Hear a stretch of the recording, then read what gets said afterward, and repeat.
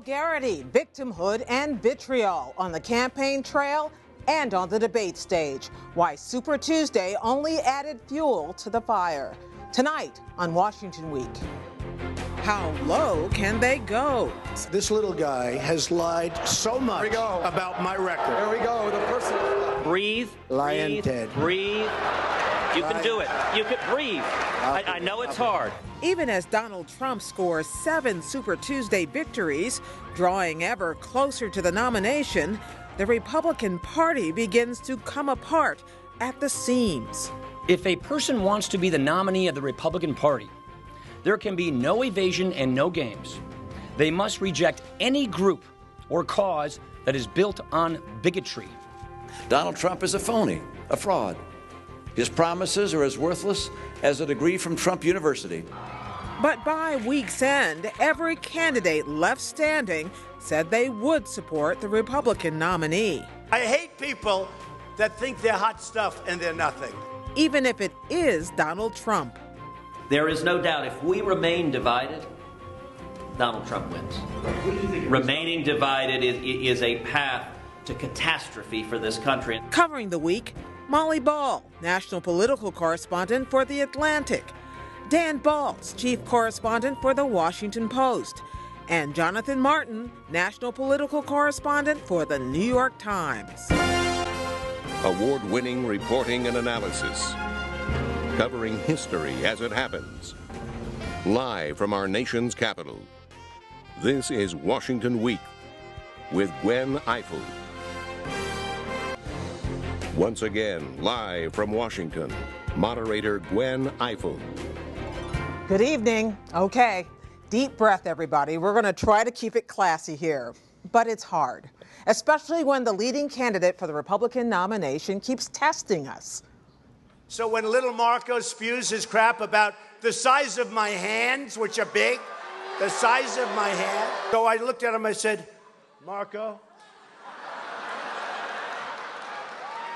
No, I just wanted to say, look at that. Those hands can hit a golf ball 285 yards. I backed Mitt Romney. I backed him.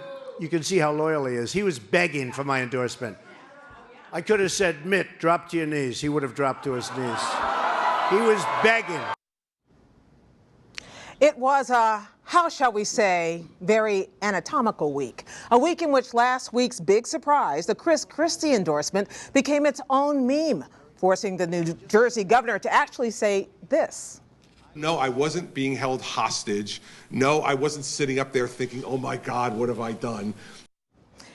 It turned into the kind of week where Super Tuesday, where actual voters and actual states cast actual votes, faded into the background. And despite all the accusation and backbiting, last night's GOP debate ended this way, when a Fox News anchor asked the candidates whether they would support the party's eventual nominee.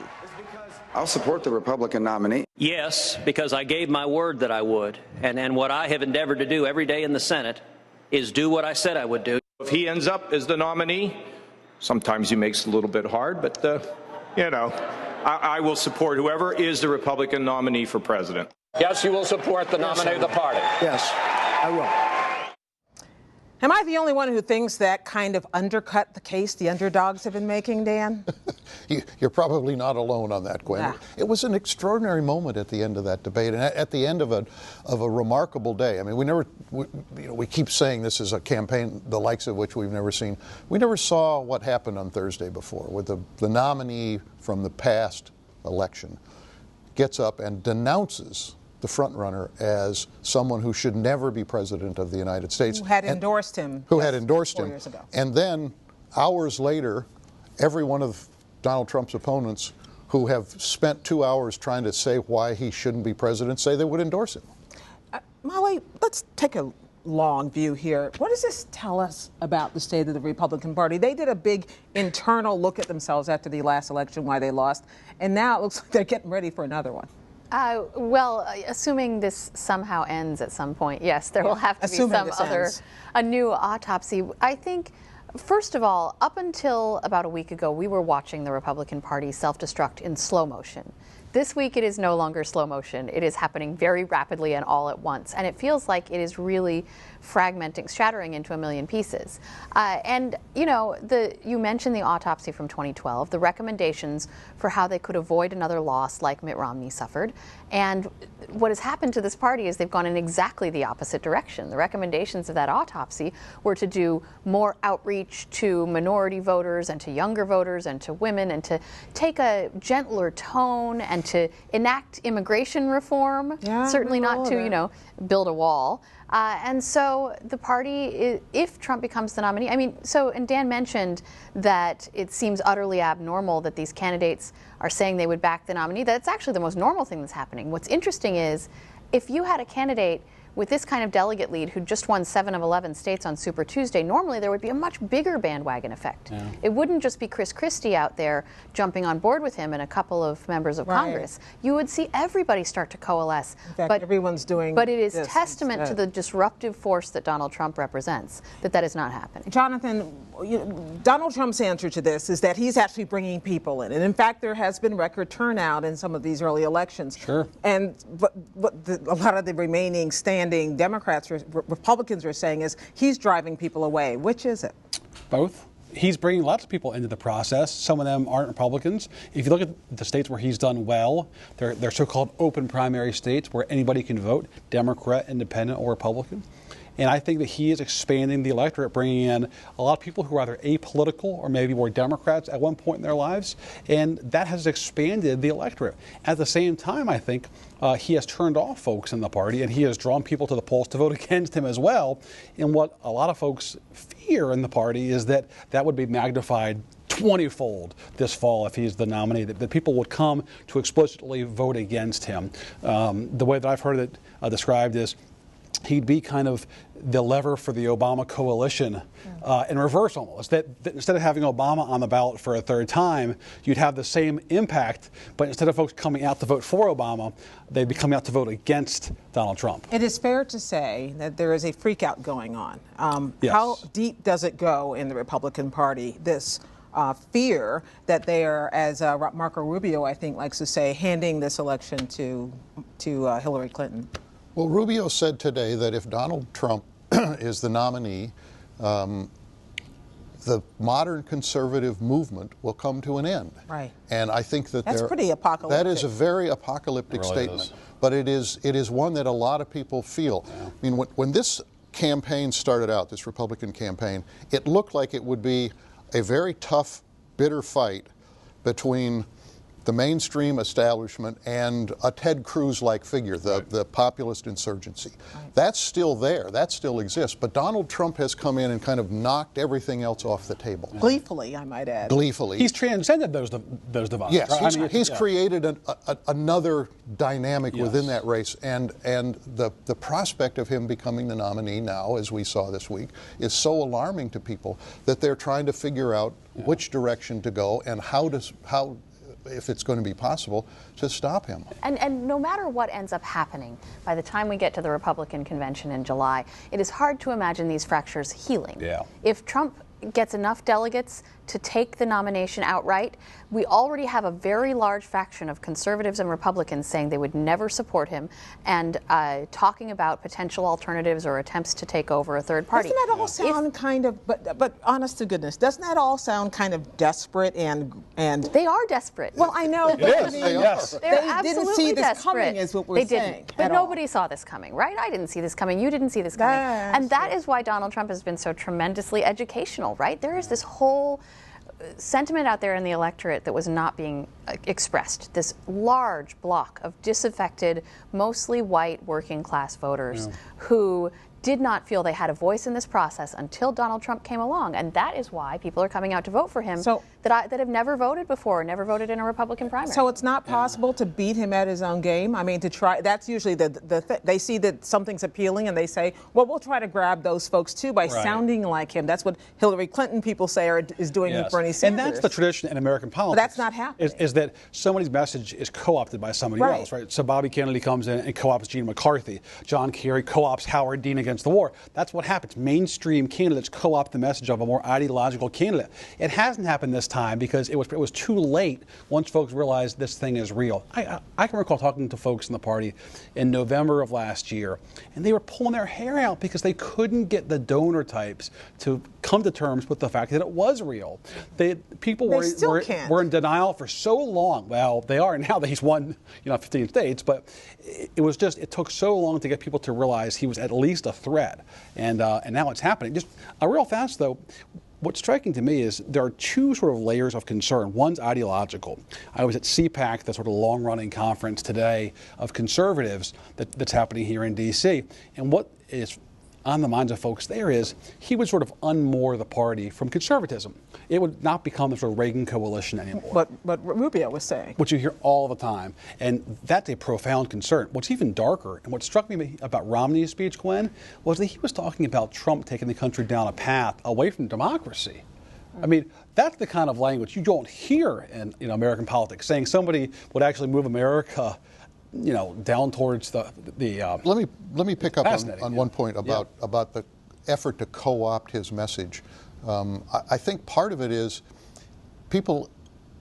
his message is mostly stylistic. Right. And we saw Marco Rubio try to adopt that last weekend and in the debate prior to this week, and it turned out to be a failure. It took Marco Rubio down to the level of Donald Trump without having, in a sense, the strength that Donald Trump projects. So it's very difficult for them to do that. And it doesn't seem like the debate stage is the place where that works anyhow. These debates have devolved to the point where nothing changes in terms of who's a winner or a loser at these debates, and no one can actually catch up.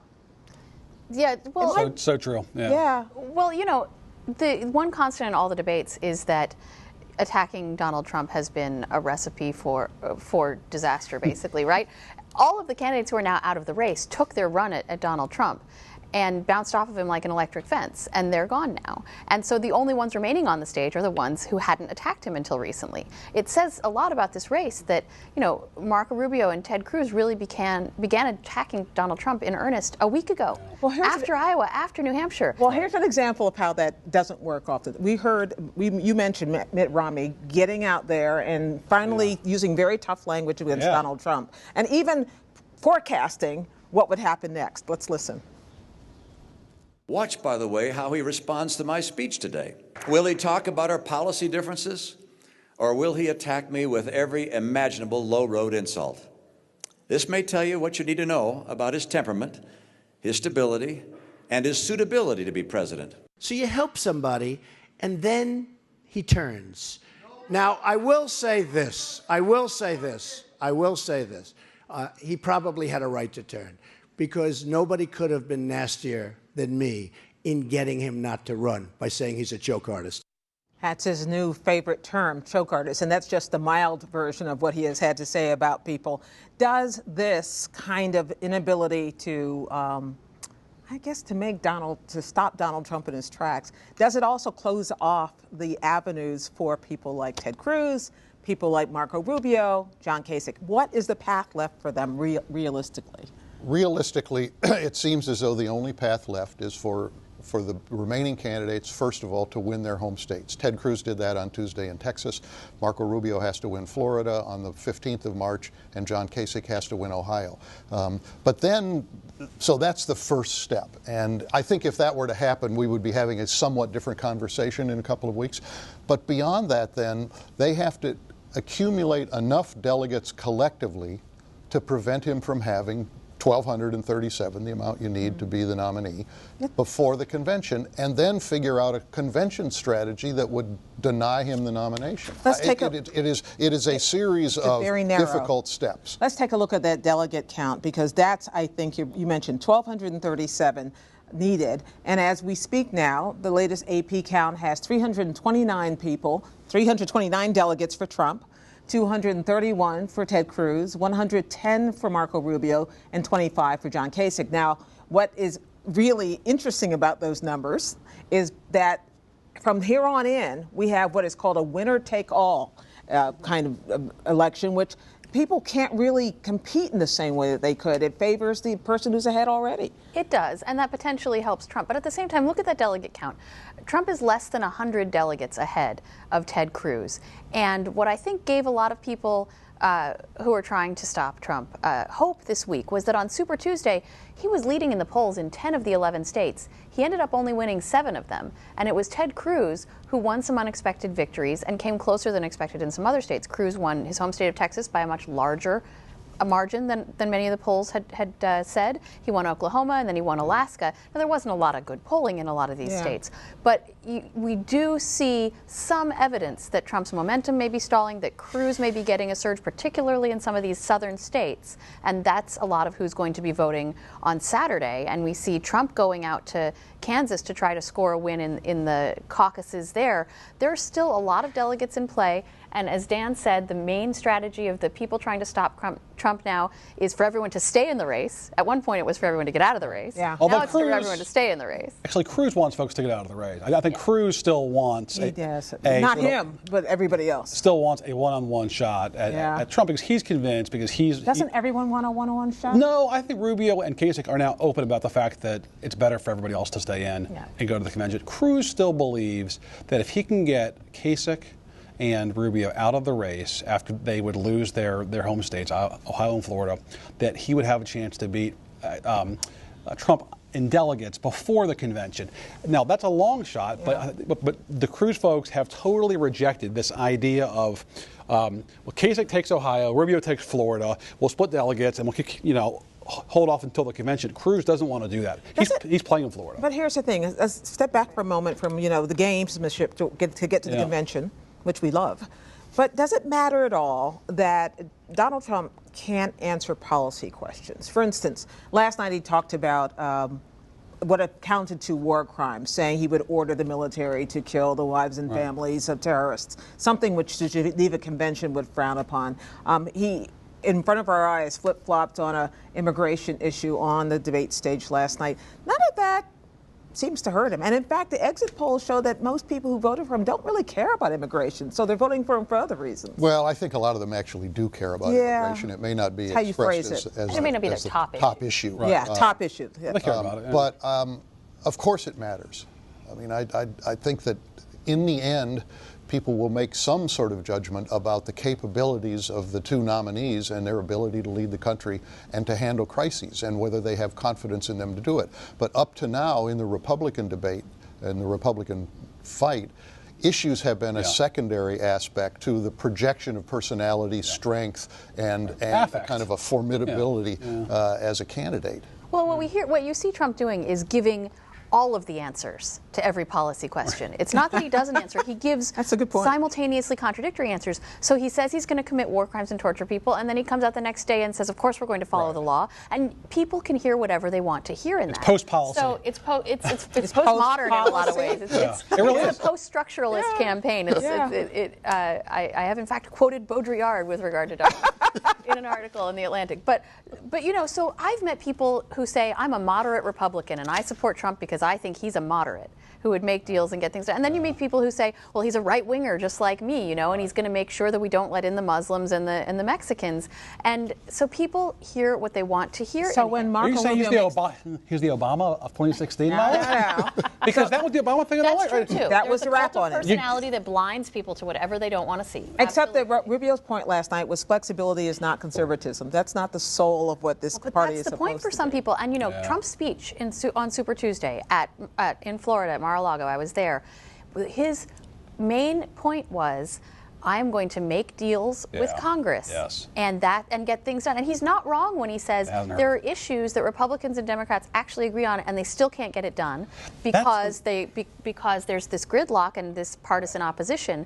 And so he actually is selling something that is not the ideological conservative line of, resist at all costs and stand on principle. He's saying I'd go in there and I'd do deals. And that's the most eye-opening part of this whole, affair for a lot of conservatives. Including, say, Sarah Palin, who endorsed him, and you wouldn't think that's her worldview. But it's not about ideology. And I think for a lot of conservatives, to see how their own party cares so little about actual fealty to ideological principles. Is it their own party, or is it's so revealing? Well, they thought it was. You know? I think it's a part of the party. Yeah. It's a part of the coalition that Republicans aspire to have. I mean, I think there's still obviously a very strong strain of conservatives in the Republican Party. Let's not pretend otherwise.